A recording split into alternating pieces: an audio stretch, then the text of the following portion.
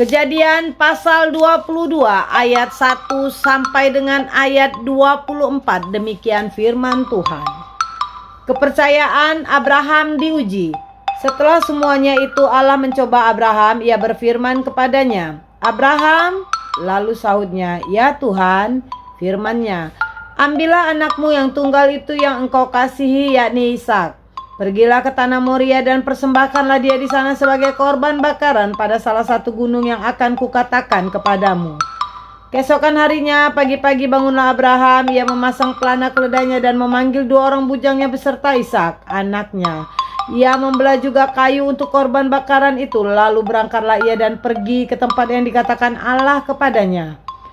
Ketika pada hari ketiga Abraham melayangkan pandangannya, kelihatanlah kepadanya tempat itu dari jauh. Kata Abraham kepada kedua bujangnya itu, "Tinggallah kamu di sini dengan keledai ini, aku beserta anak ini akan pergi ke sana, kami akan sembahyang.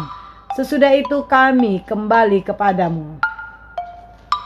Lalu Abraham mengambil kayu untuk korban bakaran itu dan memikulnya ke atas bahu Ishak, anaknya, sedang di tangannya dibawanya api dan pisau. Demikianlah keduanya berjalan bersama-sama. Lalu berkatalah Ishak kepada Abraham, ayahnya. "Bapa," sahut Abraham. "Ya anakku."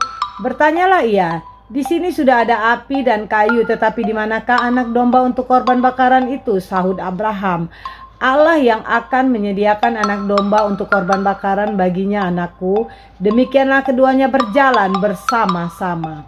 Sampailah mereka ke tempat yang dikatakan Allah kepadanya, lalu Abraham mendirikan mezbah di situ. Disusunnyalah kayu, diikatnya Ishak anaknya itu dan diletakkannya di mezbah itu di atas kayu api. Sesudah itu Abraham mengulurkan tangannya lalu mengambil pisau untuk menyembelih anaknya, tetapi berserulah malaikat Tuhan dari langit kepadanya, "Abraham, Abraham!" Sahutnya, "Ya Tuhan." Lalu ia berfirman, "Janganlah bunuh anak itu dan janganlah kau apa-apakan dia, sebab telah ku ketahui sekarang bahwa engkau takut akan Allah, dan engkau tidak segan-segan untuk menyerahkan anakmu yang tunggal kepadaku." Lalu Abraham menoleh dan melihat seekor domba jantan di belakangnya yang tanduknya tersangkut dalam belukar. Abraham mengambil domba itu lalu mengorbankannya sebagai korban bakaran pengganti anaknya. Dan Abraham menamai tempat itu, "Tuhan menyediakan." Sebab itu sampai sekarang dikatakan orang di atas gunung Tuhan akan disediakan.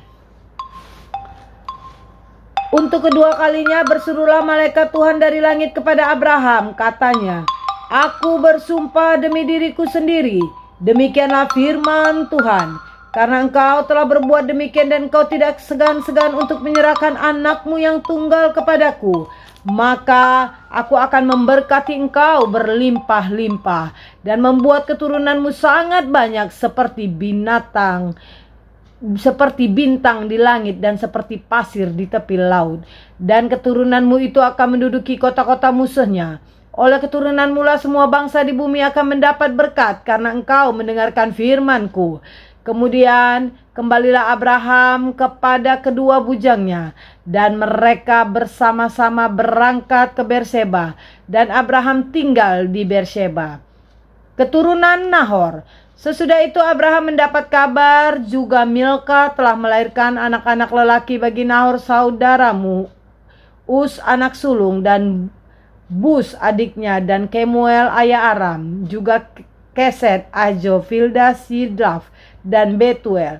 Dan Betuel memperanakan Ribka. Kedelapan orang inilah dilahirkan Milka bagi Nahor saudara Abraham itu. 2 gundik Nahor yang namanya Reuma melahirkan anak-anak juga, yakni Tebah, Gaham, Tahas, dan Maaka.